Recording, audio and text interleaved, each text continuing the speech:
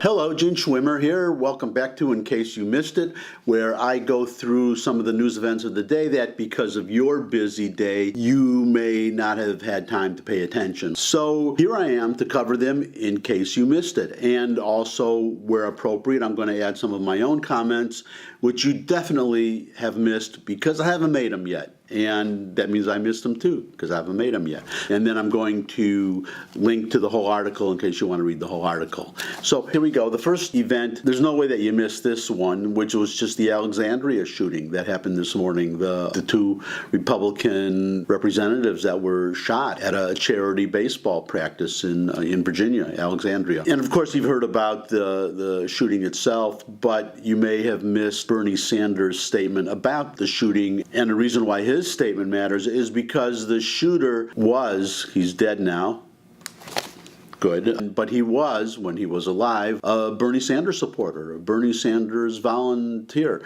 So Bernie Sanders, well, the usual statement, violence of any kind is unacceptable in our society, and I condemn this action in the strongest possible terms.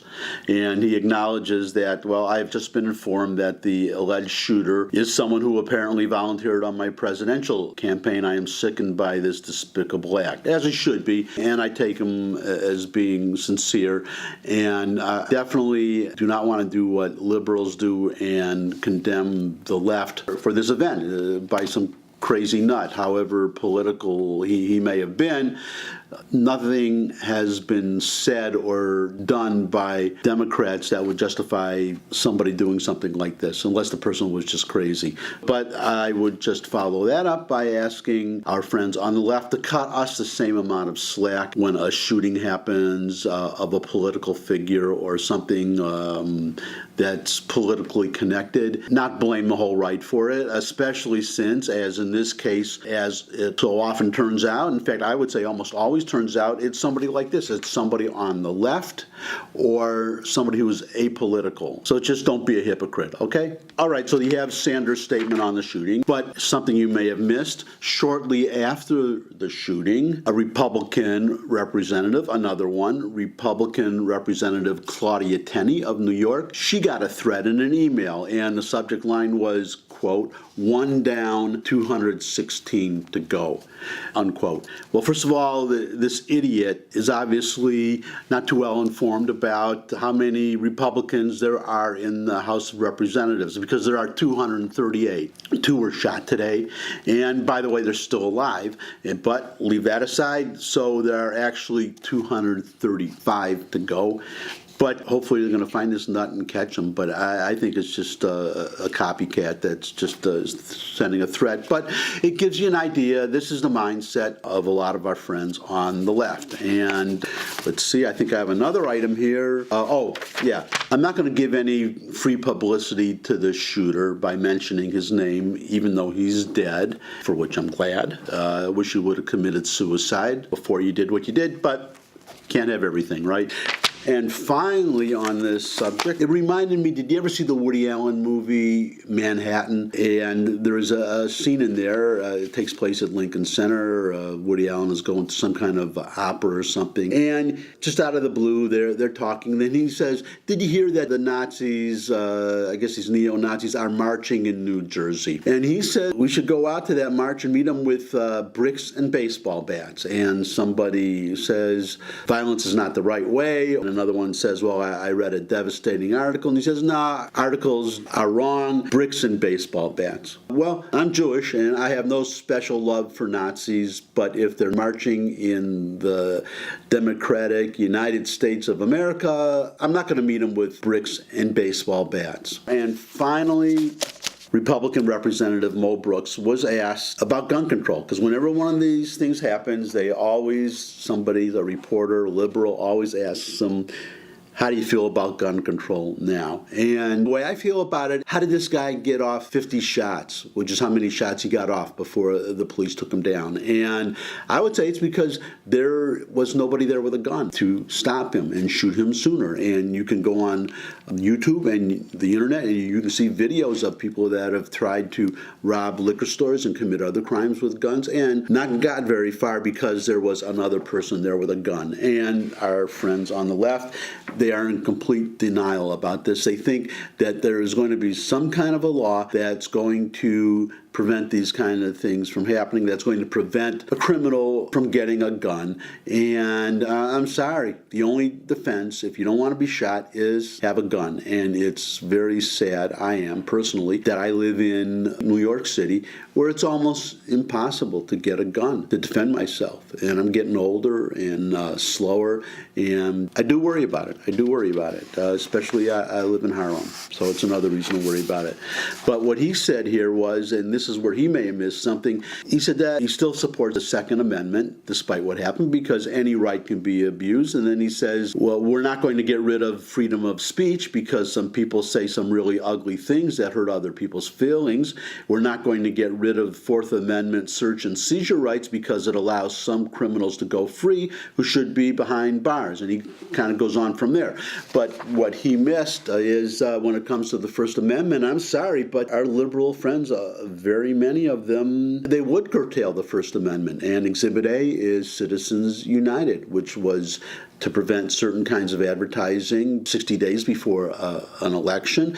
And Justice Roberts, he asked that very question. He said, if somebody wrote a 500-page book about anything, and then in the last paragraph, last sentence mentioned Hillary Clinton, could you censor the whole book and prevent the publication of the whole book? And the attorney arguing for Citizens United said, yeah, you could have. And our liberal friends would be fine with that because they defended that law, and they still defend it. Certain groups should not be able to contribute money to political campaigns. So, sorry, Representative, you're wrong. Some people do have a problem with the First Amendment. And also, ask the Little Sisters of the Poor when it comes to religious objections and the free practice of religion. They have a problem with that, too. Okay, so enough about that. Oh, no, I'm sorry, one more. San Francisco UPS facility shooting, 2 reported dead. So getting back to this whole subject, I would say to the people of California, how's that gun control working out for you? New subject, moving over across the pond, as our English friends say, back to England. And I call it an ocean myself because the Atlantic Ocean is considerably larger than a pond. But that was a little joke on my part. I get what they mean by pond. Anyhow, Sadiq Khan, he's the mayor of London, where they had the Manchester truck ramming, running over all those people in London Bridge. And by the way, why don't we have truck control? Or, as it would be in England, lorry control, because that's what they call trucks over there, and I have no idea why.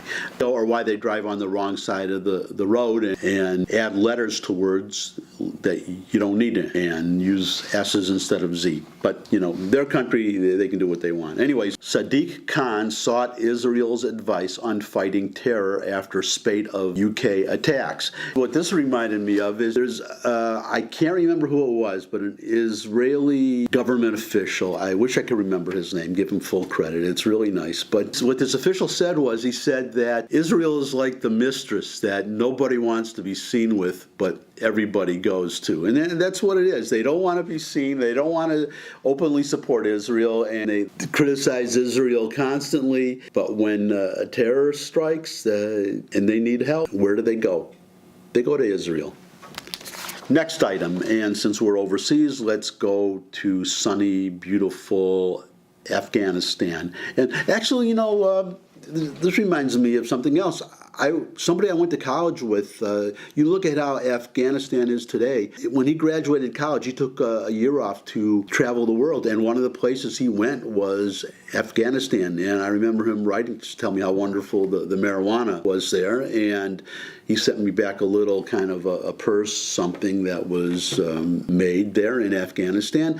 And in those days, Afghanistan was a place where Westerners, such as us, could just go to vacation.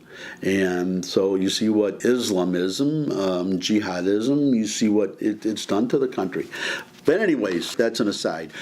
Trump gives U.S. military authority to set Afghan troop levels.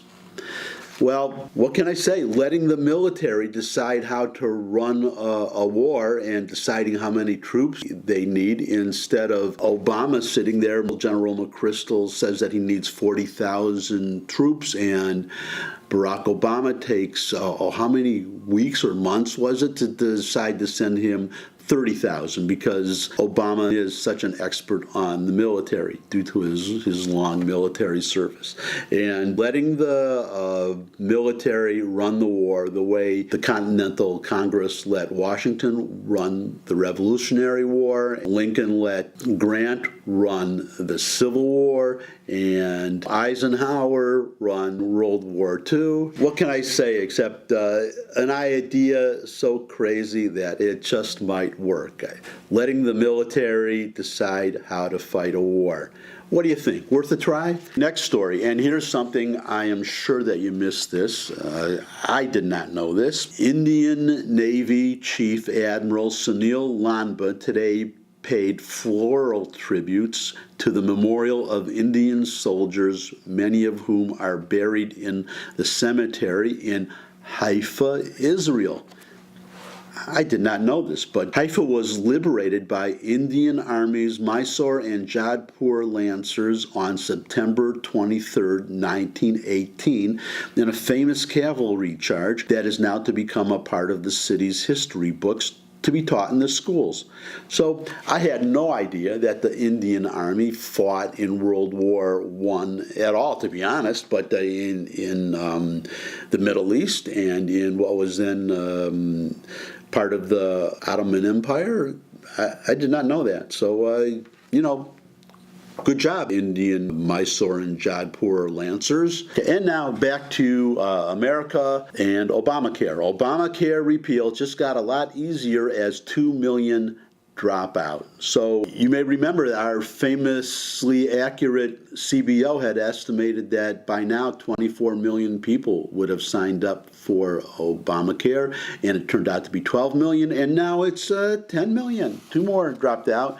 So yeah, it got a lot easier. All we need now is just some courageous Republicans, and I know, but I can dream, can't I? There must be a courageous Republican somewhere. Actually, there probably are a couple, but are there enough? I guess we're going to find out. And since we're talking about Obamacare, here's another item that would be especially interesting, perhaps, to those of you who are fans of the famous novel Catch-22. I am. They made me read it in high school, but I'm glad they did. It was a great book, one of my favorites. Anyways, 47 counties projected to have no Obamacare insurer in 2018. Now here, coming up, this is the Catch-22 part. Individuals will still be forced to pay penalty for not having insurance, even if no insurer is operating on exchanges. So even if there's nowhere to get the insurance, you still got to pay a penalty for not having the insurance that you can't get. Okay, so there you go. Catch-22, or as I think of it, United States government. Moving back across the ocean and back to the Middle East, where we were before, this is a real disappointment. Trump to boost aid to Palestinians despite ongoing payments to terrorists. And what this is, it's the Palestinian Authority's policy of paying money to terrorists who are in Israeli prisons for attempting to kill or for actually killing Israelis. And Secretary of State Rex Tillerson had said before the Palestinian Authority was going to stop making these payments, and it turns out they just said, no, we are. And not only are we going to continue the aid, which allows these payments to take place, effectively we're making the payments. But they're going to increase it, and the reason they're increasing it is because of this. I have no idea why this is, but every Republican president, or every president actually, but you would expect differently from a Republican president, but every president, whatever they say about how they want to handle the Middle East, this becomes their project of the day once they become president, to make Palestinian or Arab-Israeli peace, Palestinian-Israeli peace.